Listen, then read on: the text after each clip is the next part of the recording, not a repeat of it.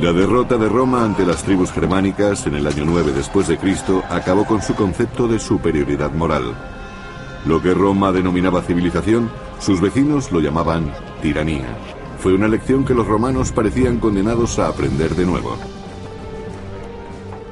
En el siglo I después de Cristo, los romanos encontraron una tierra legendaria que estaba más allá de sus fronteras, Britania.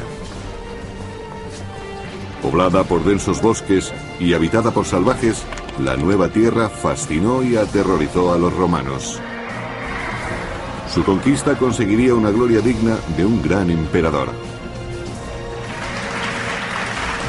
El Imperio Romano, la invasión de Britania.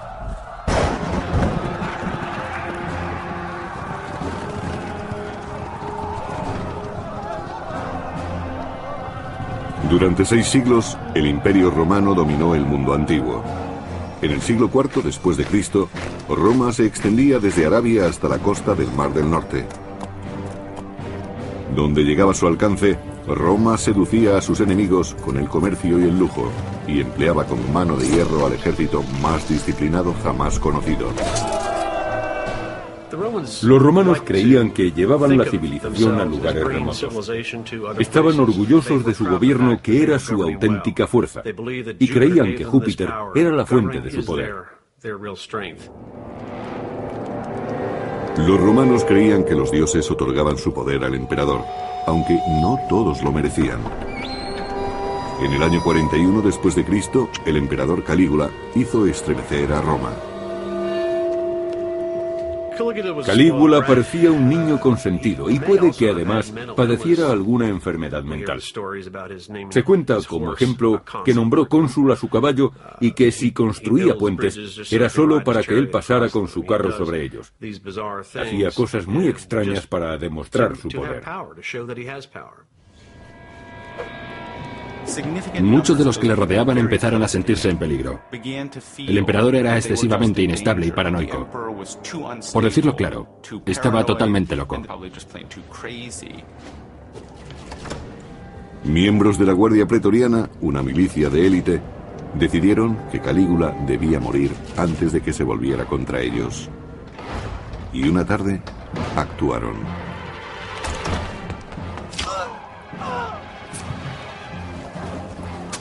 Según Suetonio, biógrafo del primer siglo, Calígula se retorcía y gritaba: «Todavía estoy vivo», pero enseguida se oyó decir: «¡Acuchilladlo otra vez!». Murió víctima de otras 30 puñaladas. Fue un momento crucial en el que por primera vez se demostró duramente que los militares sostenían al emperador. Sería la Guardia Pretoriana la que elegiría al nuevo emperador. Pronto encontraron a su nuevo candidato, el tío de Calígula, Claudio, una persona débil y por lo tanto fácil de controlar. Babeaba, tartamudeaba y tenía tics nerviosos. Es posible que la única razón de su supervivencia fuera que nadie le tomaba en serio. Seguros de su elección, los pretorianos proclamaron a Claudio emperador del mayor país del mundo.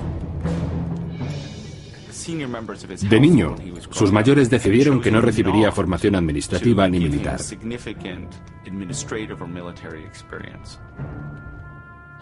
Casi todos los jóvenes de la familia imperial ocupaban muy pronto puestos públicos. Pero ese no fue el caso de Claudio. El nuevo emperador tenía que hacer méritos ante los que le creían un incompetente. Y con los pretorianos, quienes le dieron el cargo, tenía una gran deuda. Había una solución para solventar ambas deficiencias: una guerra. Honor y botín para los soldados, prestigio y dignidad para el emperador victorioso. La conquista de nuevas tierras era siempre conveniente para los soldados romanos, a los que les gustaba intervenir militarmente. De acuerdo con su educación, preferían entrar en combate para dar lo mejor de sí, en lugar de permanecer inactivos. Cuanto más espectacular es la conquista, mejor es el resultado. Pero, ¿a dónde ir? La respuesta del emperador Claudio fue tan atrevida como inesperada: Britania, la bravía y remota isla que había derrotado a Julio César hacía casi 100 años. El hombre que la conquistase lograría más fama que el mismo César. Para dirigir la expedición, Claudio eligió a Plaucio, famoso senador y jefe militar. Condujo 4 legiones por una tierra peligrosa en la que los soldados se sentían inquietos y temerosos.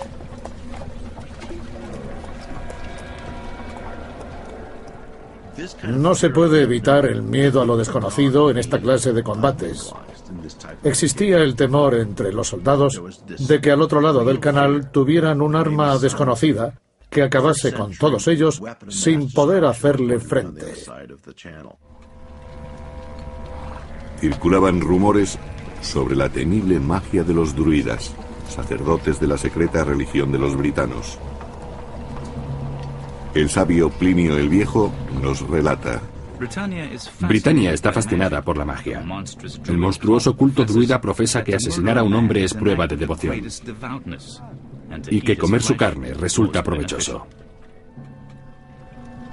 Los sacrificios humanos horrorizaban a los soldados e hicieron que el emperador Claudio prohibiera el druismo.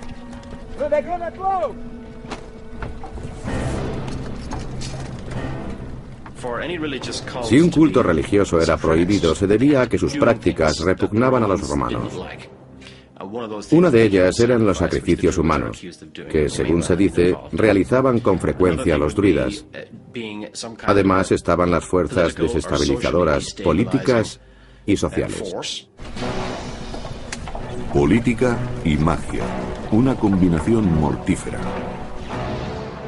Prudentemente, los romanos partieron desde la playa de Rutubiae, la actual Richborough, hacia el Támesis, el río que bordeaba las extensas tierras de la poderosa tribu Catubelauni.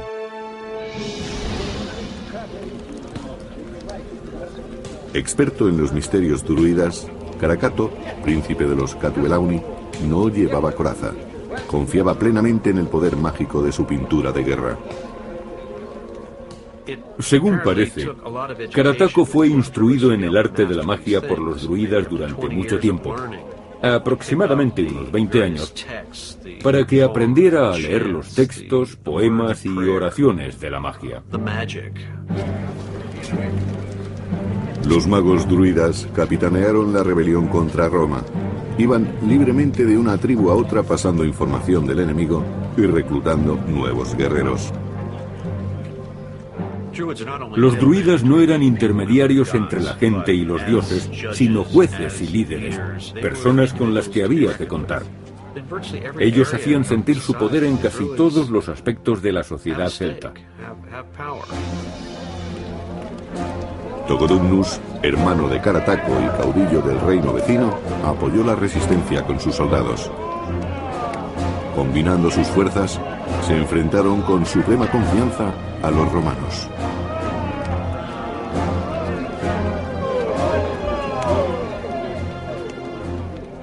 Los romanos no habían conseguido conquistar a los britanos anteriormente. Estos luchaban en su tierra, la conocían muy bien y habían visto a los romanos en acción. Quizá por eso confiaban en derrotar a los ejércitos de Roma cuando estos desembarcaran. Gales era el terreno más duro, por eso era el menos habitado, pero sus gentes eran las más experimentadas.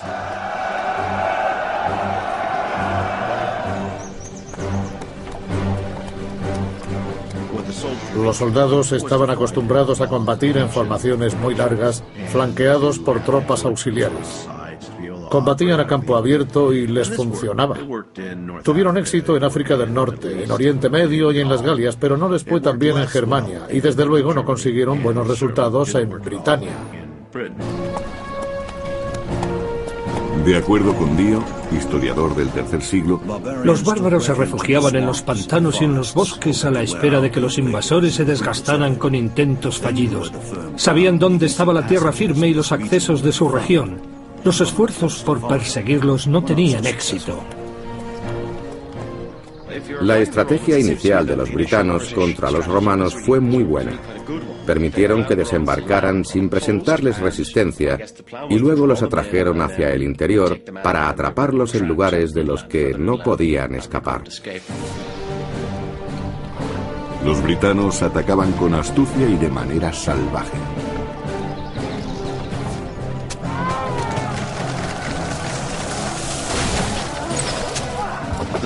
La disciplina de los soldados romanos es muy conocida, está bien documentada. El hecho de que resistieran organizadamente en medio de las batallas más duras es algo que demuestra su profesionalidad, buen liderazgo y entrenamiento. Fueron los mejores soldados de su tiempo y quizá de toda la historia. Combate tras combate, Plaucio sufrió humillantes derrotas, pero no por ello se desalentó. El ejército romano era ante todo paciente. En Britania la cuestión no era conseguir una victoria inmediata, se trataba de una campaña. Y las campañas eran siempre largas.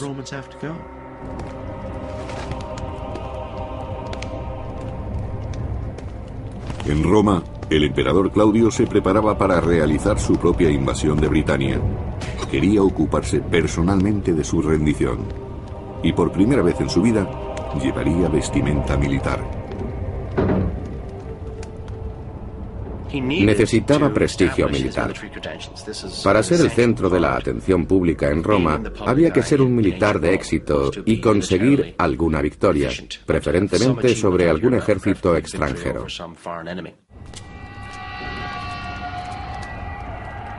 Claudio se propuso derrotar a los bárbaros con el arma más destructora e imponente del mundo clásico, los elefantes de combate.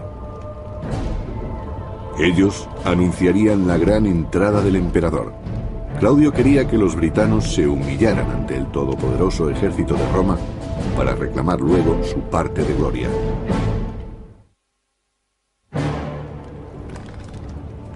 En el año 43 después de Cristo, el emperador Claudio se prepara para conquistar Britania y envía al general Plaucio y a 4 legiones para abrirle el camino. Los romanos fueron engañados por los druidas que los adentraban en territorios hostiles.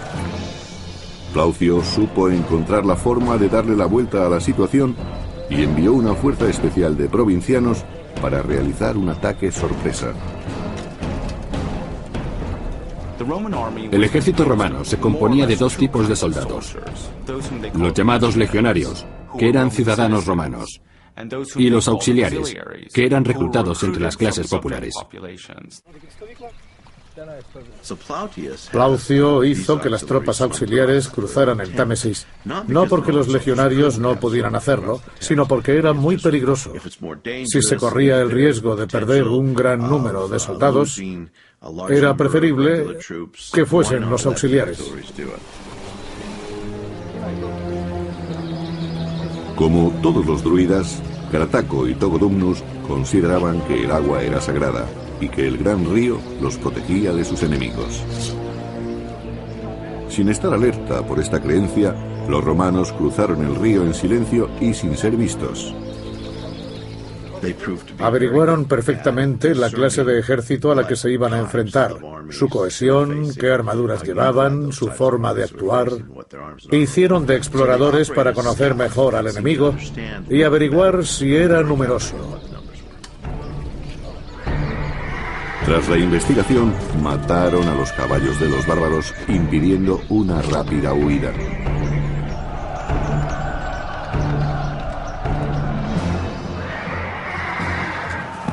Solo entonces, Plaucio mandó que el grueso de su fuerza atacara.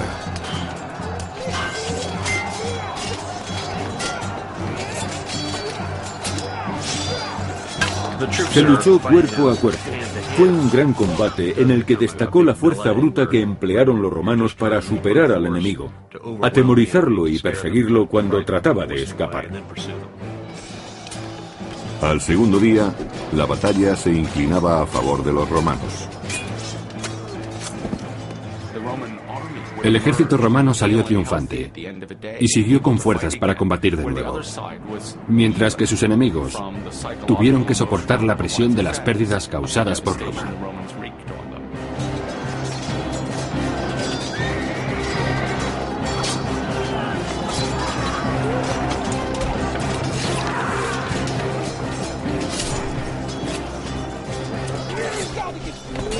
En la siguiente batalla, Togodumnus fue mortalmente herido.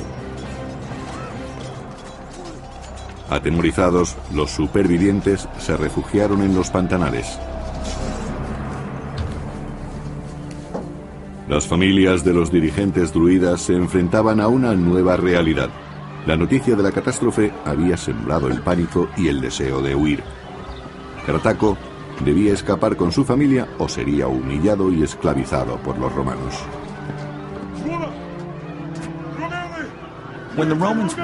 Cuando los romanos obtenían una victoria militar importante, el general era recompensado con un desfile de sus tropas. Si era posible, el cabecilla derrotado marchaba entre los soldados para demostrar que los oponentes habían sido sometidos. Normalmente, eran ejecutados al final del desfile por haberse atrevido a enfrentarse a Roma. Carataco no quería convertirse en un trofeo de Roma y, jurando venganza, reunió a sus adeptos y los condujo en un largo viaje hacia el oeste, hasta el país de las tierras altas donde estaba la morada de los druidas. Carataco sabía que no lo perseguirían hasta allí. Los romanos se asentaron en las orillas del Támesis. Según el historiador Dio del III siglo, Plaucio tuvo miedo debido a los problemas que encontró en el Támesis. En vez de avanzar, decidió conservar el terreno conquistado y mandó llamar a Claudio. ¿Fue el temor o la política lo que realmente detuvo a Plaucio? Dudo que a un hombre con la experiencia y la capacidad de Plaucio le asustara tanto un río como el Támesis.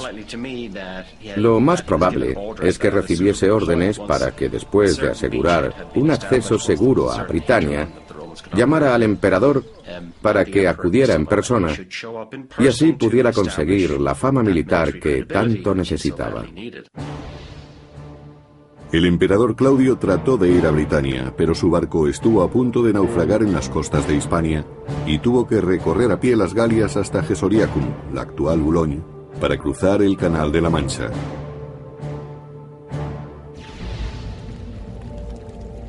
Llegó cuando la campaña militar estaba en sus últimas fases.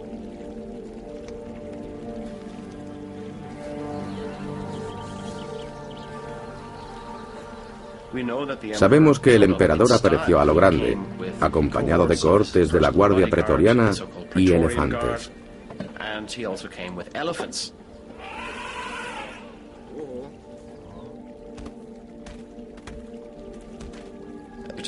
Estos no eran animales nativos de Britania ni de ninguna parte de la Europa occidental. Utilizó a los elefantes para anunciar su presencia. Más tarde, a una distancia segura a retaguardia, debió supervisar el asalto de varias poblaciones. La sorprendente llegada de Claudio, junto a la humillante derrota de Carataco, hizo que muchos britanos prefirieran someterse a combatir. Hoy en día, la idea que tenemos de la libertad y que forma parte de nuestra manera de ser no coincide necesariamente con la del mundo antiguo. Antiguamente, la mayoría de la población se acostumbraba enseguida a un nuevo orden y a un nuevo líder. Los impuestos que anteriormente habían pagado a unos pasaban a ser pagados a otros. No existía una gran diferencia y no les importaba demasiado. Eso era preferible a someterse al pillaje, las violaciones y la destrucción que podría causarles un ejército.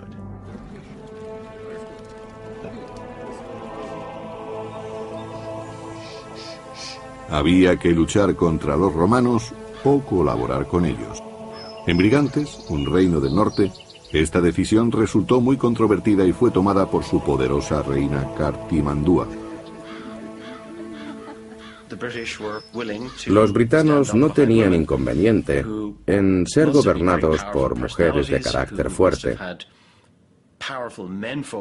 Estas mujeres debieron acceder al poder por su relación con grandes hombres. Más tarde conseguirían el apoyo de su gente por su gran personalidad y por su carisma. Venutius, el marido de Cartimandúa, sabía lo que los brigantes debían hacer, pues se oponía con todas sus fuerzas a la ocupación romana.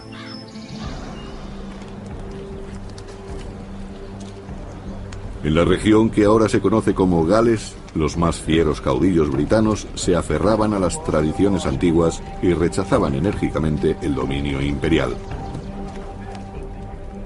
Los druidas recurrieron a sus dioses para expulsar a los romanos de sus costas. En aquella hora de tribulación realizaron el más severo de sus rituales, el sacrificio de un ser humano. El exiliado Carataco, su principal valedor, incitaba con pasión a la resistencia.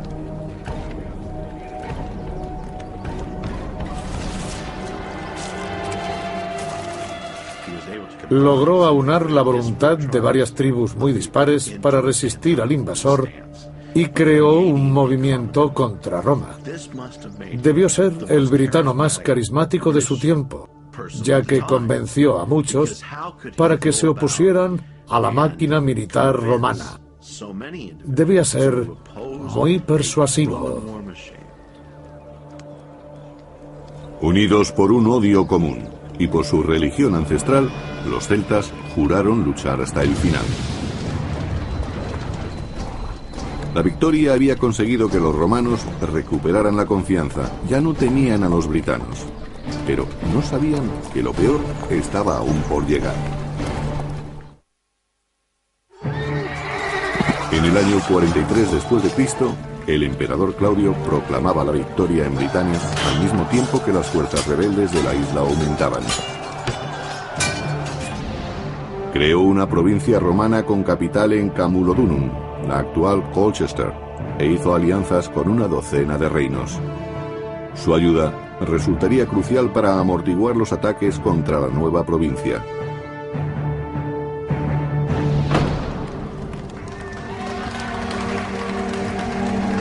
Después de solo 16 días en Britania, Claudio regresó a Roma. Había estado fuera 6 meses, pero contaba con una posición muy diferente, pues regresaba convertido en conquistador.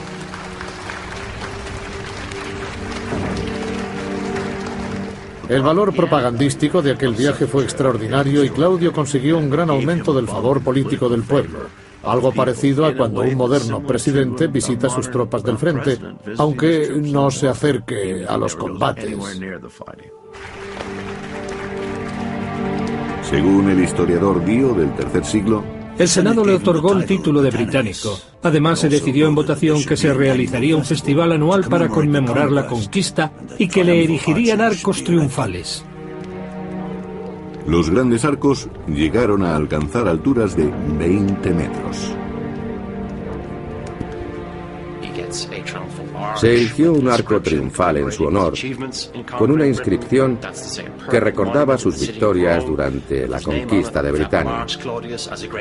Era un monumento que proclamaba que Claudio era un gran general y un gran conquistador. Los honores militares fueron el motivo de la invasión de Britania para darle a Claudio una fama de la que antes carecía.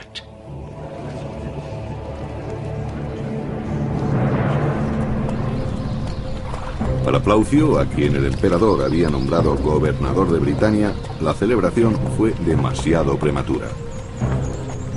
Siempre que los romanos salían de su recinto de seguridad, eran atacados por una organizada guerrilla dirigida por Carataco, el caudillo rebelde.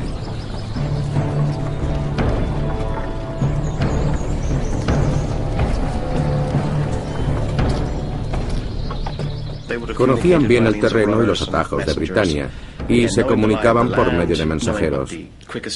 Supieron aprovechar bien su ventaja para conseguir información en toda la isla.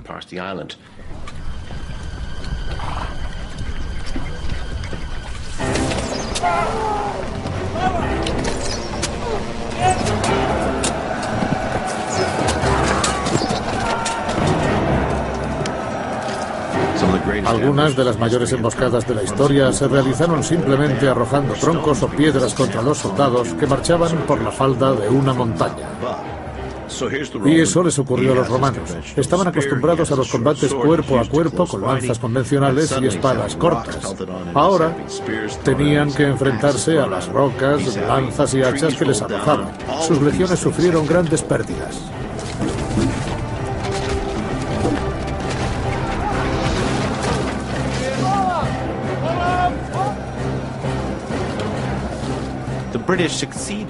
Los britanos conocían bien el terreno que pisaban y eran arengados por sus caudillos, que les decían que debían derrotar a los invasores. Tenían que expulsarlos, porque de lo contrario serían esclavizados por los romanos.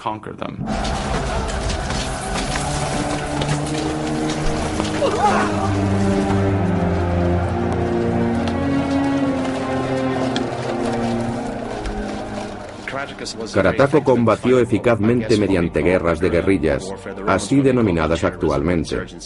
Los romanos debieron llamarlas terrorismo o insurgencia. Dieron grandes resultados. Con frecuencia, tras una incursión, los rebeldes se dispersaban en el bosque. Plaucio debía eliminarlos si no quería ver cómo destruían su nueva provincia. Los oficiales romanos tuvieron que tomar decisiones que no estaban escritas en ningún manual de entrenamiento y que nadie les había enseñado antes. Había que adaptarse al terreno y a las tácticas de guerrilla de sus oponentes y no querían verse derrotados. En el año 45 después de Cristo, Plaucio inició una campaña. 3 legiones marcharon hacia el sur, el oeste y el norte respectivamente. La 9ª se dirigió hacia la tierra de los brigantes. Los brigantes controlaban el norte, un importante colchón amortiguador contra otros bárbaros. La cooperación con la reina Cartimandúa era fundamental. Trataba de dividir y conquistar, de separar y aislar grupos para someterlos. Con ese objeto, los aliados locales proporcionaban una gran ventaja. Cartimandúa aceptó la oferta imperial. Después de todo, con una legión ante sus puertas, sus alternativas eran muy limitadas. ¿Qué ventaja obtendría el pueblo si la elección era entre colaboración y destrucción en lugar de libertad y conquista? Para Cartimandúa la alianza le permitiría seguir en el trono y no tendría que arriesgarse personalmente, como si hubiera decidido oponerse a los romanos. Venutius, el esposo de la reina, no fue el único que se opuso enérgicamente a su decisión. Los romanos obtenían ventajas con las alianzas. El problema residía en la división de opiniones, como el caso de Cartimandúa, que tuvo que enfrentarse a su esposo. Venutius tuvo que contenerse y por el momento acató la voluntad de la reina.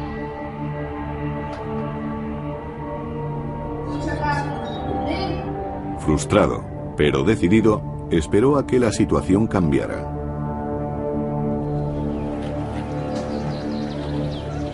Mientras, los romanos invadían el país sometiendo a un pueblo tras otro.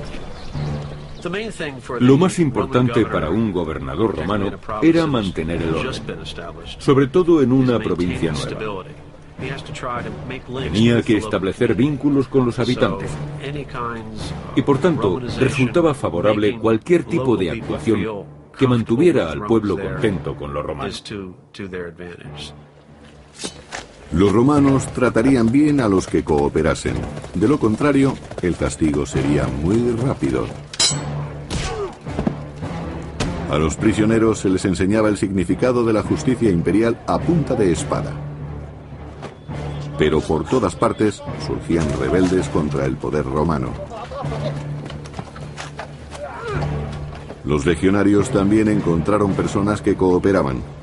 Lentamente iban ganándose la voluntad del pueblo a la vez que ampliaban los límites de Roma.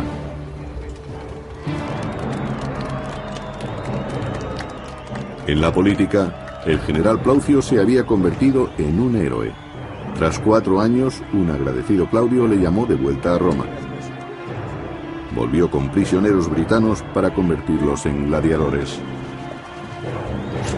4 años era el periodo de mando normal del gobernador y su ejército en una provincia. Luego era sustituido. No convenía que permaneciera demasiado tiempo en el cargo por temor a que sus soldados le tomaran demasiado afecto y quisieran convertirlo en emperador.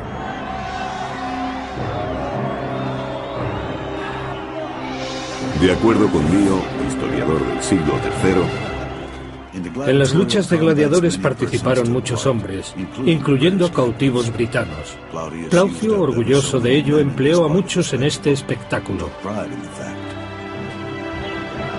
Los sangrientos deportes circenses servían a los romanos para reafirmar su superioridad. Los bárbaros no eran más que polvo a pisotear.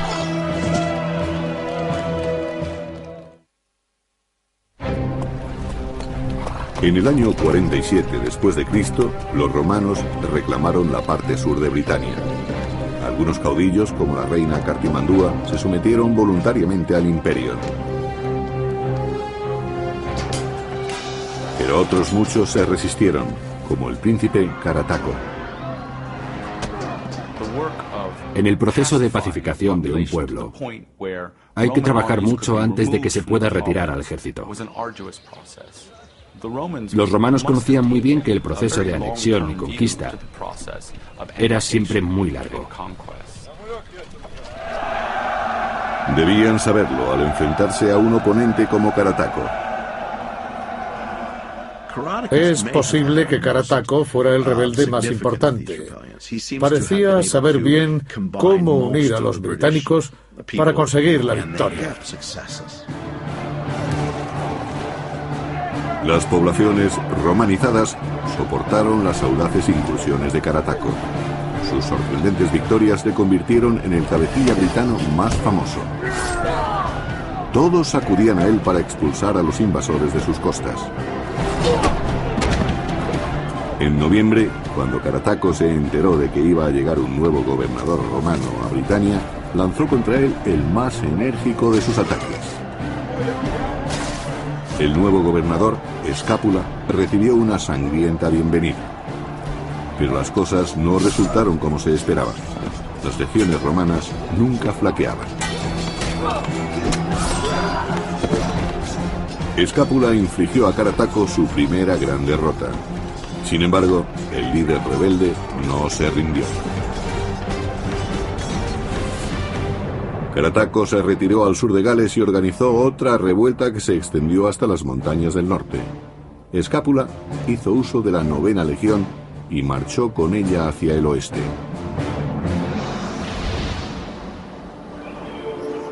Pero todo lo que encontró fueron mujeres y niños. Los rebeldes habían desaparecido.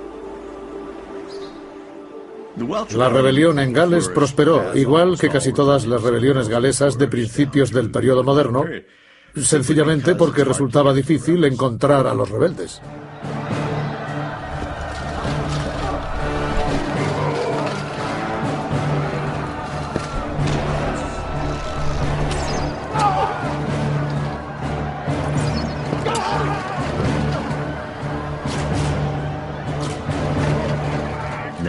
Los romanos tuvieron que recorrer las montañas, bosques e islas para encontrar a los rebeldes. La situación no era muy distinta de la que los soldados americanos se encontraron en Vietnam, donde tuvieron que combatir en la jungla. Habían sido entrenados para combatir en otra parte. Y el enemigo sabía perfectamente cómo confundirse con el paisaje que lo rodeaba. Escápula arrasó los escondites enemigos, destruyó sus poblaciones y presionó con sus ataques. Pero a sus espaldas, una segunda rebelión estaba en marcha. En los bosques de Brigantes, los druidas empezaron a conspirar. Cuando las gentes de Brigantes vieron que los romanos se dirigían a Gales, decidieron aprovechar la oportunidad. Si los romanos estaban ocupados, les causarían problemas a retaguardia. y si los atrapaban entre dos frentes, podían derrotarlos. Para que esta segunda rebelión tuviera éxito, resultaba vital la participación de un noble, Venutius, el marido de la reina Cartimandúa, aliada de Roma. Por supuesto, Venutius, el marido de la reina Cartimandúa, era un personaje relevante que, aunque no por su linaje, quizás fuera el hombre más importante del reino de Brigantes. El desacuerdo con su mujer ofrecía una oportunidad muy interesante a los futuros rebeldes. Los nobles rebeldes hablaron de Venutius y de su lealtad. ¿Quién, después de todo, se beneficiaría más si su mujer, la reina, era depuesta? Pero infravaloraron la astucia de Cartimandúa. La reina tenía espías en todas partes y a través del criado de su marido supo entonces que los mejores guerreros estaban con ella. Desesperada, recurrió a Roma. Los reyes y reinas que colaboraron con Roma lo hicieron porque habían llegado a un acuerdo. En caso de necesidad, Roma acudiría en su ayuda. Ese era el acuerdo vigente. La reina mandó un mensajero romano a Escápula diciéndole que debía regresar cuanto antes a Brigantes para hacer honor a su compromiso de protegerla. El momento no podía ser peor para Escápula, pero no tuvo más remedio que abandonar Gales y marchar con su 9ª legión a ayudar a la reina. Su marcha brindó una nueva oportunidad a Carataco. Ante la retirada de los romanos, muchos guerreros de toda Britania se unieron a Carataco. Apoyados por sus creencias, llevaron consigo sus armas y sus familias. Esta vez, la resistencia no se escondería. Carataco ordenó a sus hombres que construyeran fortificaciones. Según nos cuenta Tácito, historiador clásico de la corte. Escogió un lugar muy favorable a sus intereses y perjudicial para los nuestros. Sus fortificaciones estaban muy bien defendidas. Una posición defensiva bien afianzada representaba una gran ventaja para los defensores, y por eso confiaron en que su elección del campo de batalla les daría la victoria contra los romanos. Carataco tenía ilusiones razonables de salir victorioso. Era la última esperanza de que Britania siguiera siendo independiente.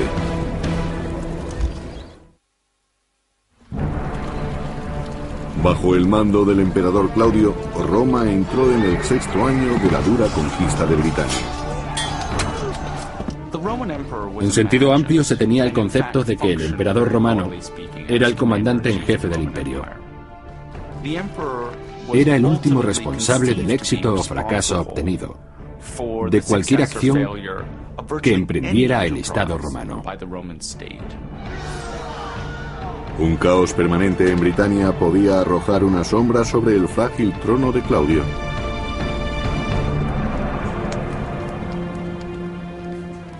Cartimandúa, la reina vasalla del norte, había solicitado que Roma la defendiera contra una rebelión interna. Ella y sus defensores se refugiaron en una fortaleza a la espera de que el general Escápula acudiera en su auxilio. En poco tiempo, Escápula sofocó a los rebeldes y devolvió el poder a la reina. Este hecho hizo que el consorte real, Venutius, deseara con más fuerza sublevarse contra los romanos.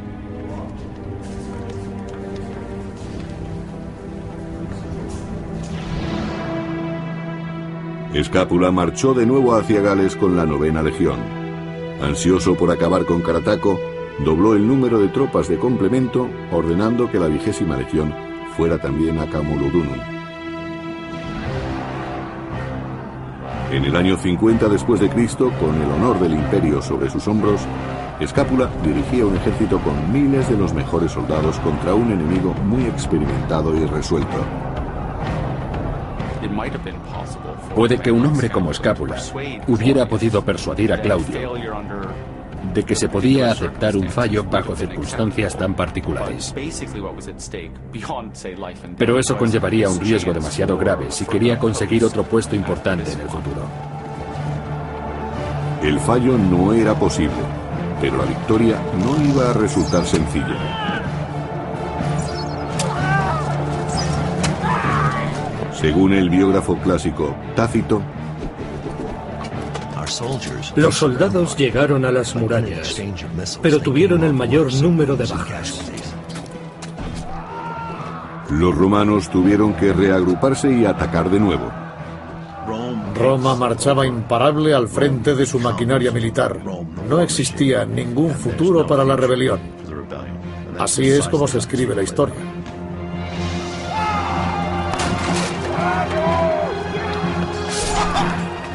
Estaban ansiosos por acabar con los gitanos definitivamente.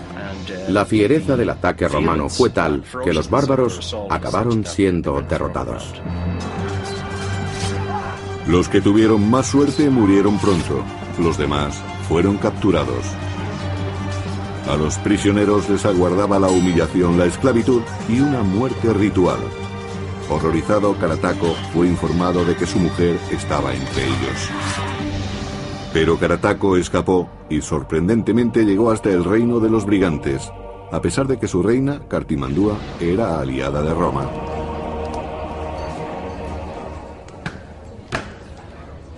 El marido de Cartimandúa, Venutius, era un patriota declarado que se oponía radicalmente a la política de colaboración con Roma de su mujer. Yo diría que Carataco acudió a Venutius con la esperanza de conseguir su apoyo y hacer que la reina cambiara de opinión. Pero Cartimandúa no lo hizo. Era aliada de Roma y entregó a Carataco, el héroe de la resistencia, para consolidar su amistad con los romanos. Esta traición disgustó a su marido, Venutius. Carataco y su familia fueron obligados a desfilar por las calles de Roma, causando una gran impresión entre los ciudadanos. Según el historiador clásico Tácito, la reputación de Carataco había llegado hasta la misma Roma. Las gentes sentían curiosidad por ver al hombre que había desafiado nuestro poder durante tantos años. Incluso en Roma, su nombre resonaba con fuerza. Fue el símbolo de la victoria. El caudillo enemigo marchando por las calles, sometido. Lo que Roma solía hacer con sus enemigos era meterlos en el foso de una prisión y allí los ahorcaba. Pero en este caso no ocurrió así. En su lugar, Carataco fue llevado ante Claudio, que estaba sentado en una especie de estrado, y allí le permitieron pronunciar un vibrante discurso. Si hacemos caso de Tácito, dijo que estaba obligado a resistirse a la dominación de Roma y que si Claudio le permitía vivir, sería una muestra de su clemencia. Ser clemente implica superioridad, y así era como se veían los romanos, como seres superiores.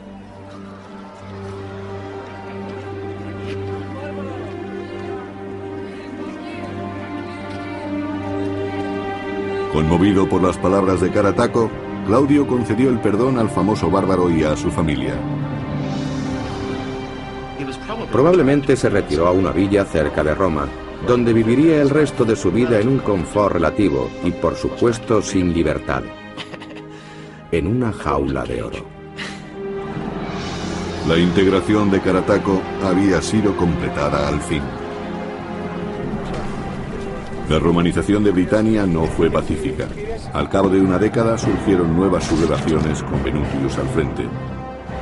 E incluso un siglo más tarde, algunos pueblos seguían sin ser romanizados. Britania no fue romanizada del todo. Estaba demasiado lejos. Los romanos tuvieron que construir la muralla de Adriano para controlar a los invasores del norte. Resultó difícil de defender y la abandonaron. En Britania no quedó mucho de la dominación romana. Conquistada para ensalzar la reputación de un emperador, la isla proporcionó recursos durante siglos. Y cuando Roma se derrumbó, Britania fue la primera en volver a su estado bárbaro. Miembros de la Guardia Pretoriana, una milicia de élite, decidieron que Calígula debía morir antes de que se volviera contra ellos. Y una tarde, actuaron.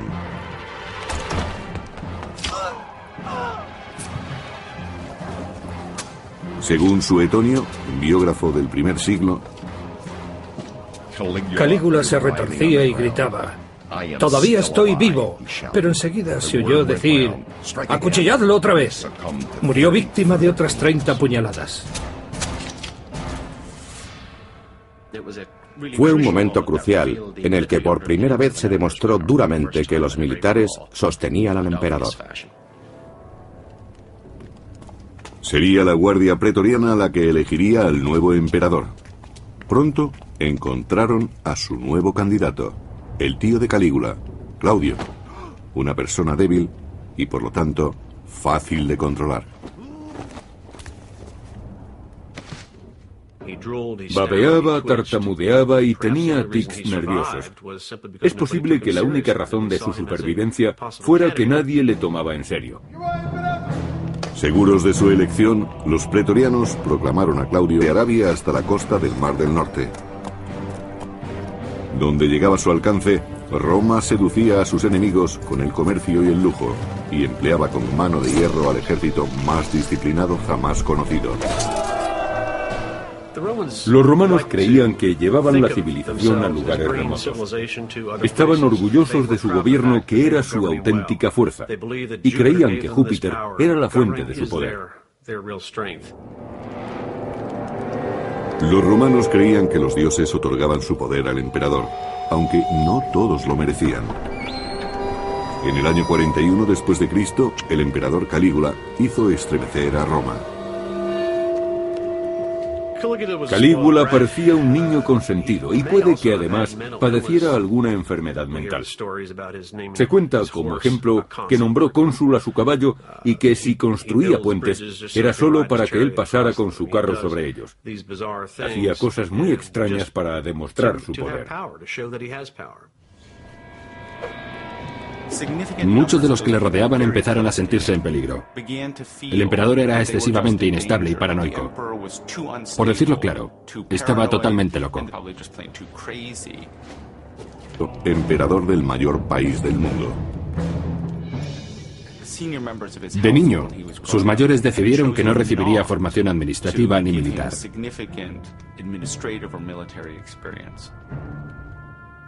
Casi todos los jóvenes de la familia imperial ocupaban muy pronto puestos públicos. Pero ese no fue el caso de Claudio. El nuevo emperador tenía que hacer méritos ante los que le creían un incompetente. Y con los pretorianos, quienes le dieron el cargo, tenía una gran deuda. Había una solución para solventar ambas deficiencias: una guerra. Honor y botín para los soldados, prestigio y dignidad para el emperador victorioso. La conquista de nuevas tierras era siempre conveniente para los soldados romanos, a los que les gustaba intervenir militarmente. De acuerdo con su educación, preferían entrar en combate para dar lo mejor de sí, en lugar de permanecer inactivos. Cuanto más espectacular es la conquista, mejor es el resultado. Pero, ¿a dónde ir? La respuesta del emperador Claudio fue tan atrevida como inesperada: Britania. La bravía.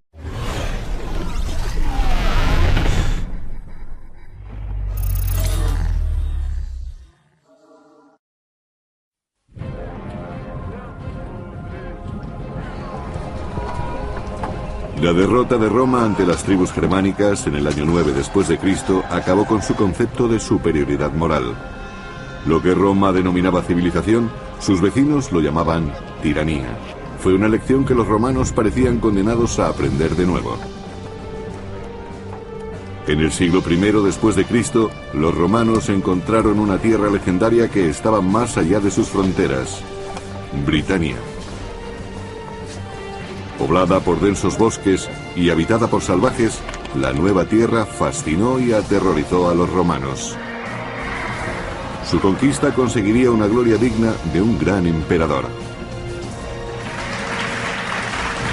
El Imperio Romano, la invasión de Britania.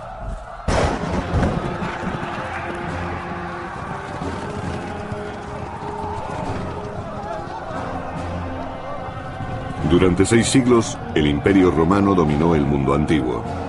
En el siglo IV después de Cristo, Roma se extendía desde la remota isla que había derrotado a Julio César hacía casi 100 años. El hombre que la conquistase lograría más fama que el mismo César. Para dirigir la expedición, Claudio eligió a Plaucio, famoso senador y jefe militar. Condujo 4 legiones por una tierra peligrosa en la que los soldados se sentían inquietos y temerosos.